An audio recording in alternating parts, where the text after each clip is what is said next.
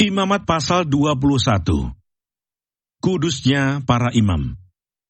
Tuhan berfirman kepada Musa, "Berbicaralah kepada para imam, anak-anak Harun, dan katakan kepada mereka, seorang imam janganlah menajiskan diri dengan orang mati di antara orang-orang sebangsanya. Kecuali kalau yang mati itu adalah kerabatnya yang terdekat, yakni ibunya, ayahnya, anaknya laki-laki atau perempuan, saudaranya laki-laki, saudaranya perempuan yang masih perawan dan dekat kepadanya karena belum mempunyai suami. Dengan mereka itu bolehlah ia menajiskan diri. Sebagai suami, janganlah ia menajiskan diri di antara orang-orang sebangsanya dan dengan demikian melanggar kekudusannya.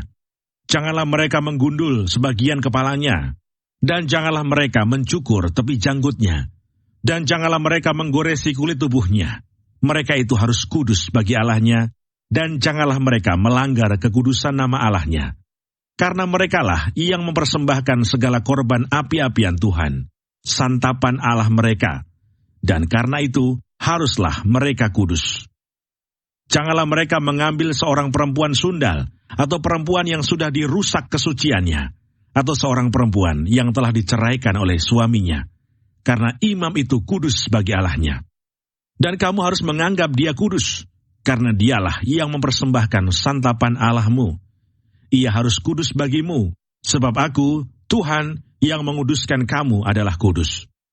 Apabila anak perempuan seorang imam membiarkan kehormatannya dilanggar dengan bersundal, maka ia melanggar kekudusan ayahnya, dan ia harus dibakar dengan api.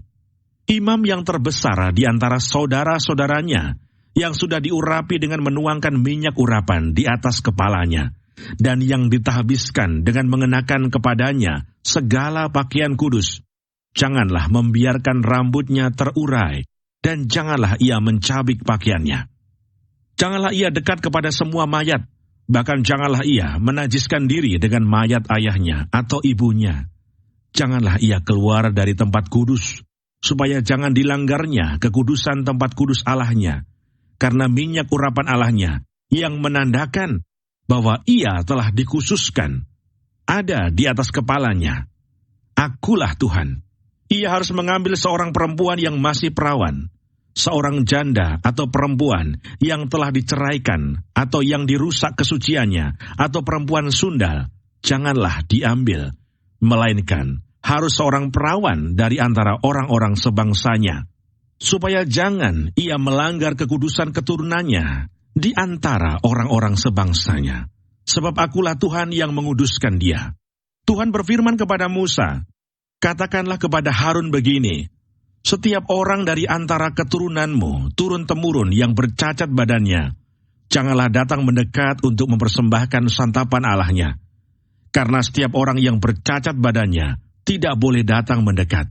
Orang buta, orang timpang, orang yang bercacat mukanya, orang yang terlalu panjang anggotanya, orang yang patah kakinya atau tangannya, orang yang berbongkol atau yang kerdil badannya, atau yang bular matanya, orang yang berkedal atau berkurap, atau yang rusak buah belirnya. Setiap orang dari keturunan Imam Harun yang bercacat badannya, janganlah datang untuk mempersembahkan segala korban api-apian Tuhan.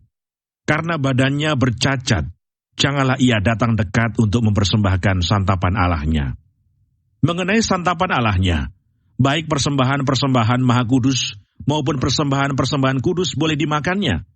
Hanya janganlah ia datang sampai ke tabir, dan janganlah ia datang ke mezbah, karena badannya bercacat, supaya jangan dilanggarnya kekudusan seluruh tempat kudusku. Sebab akulah Tuhan yang menguduskan mereka."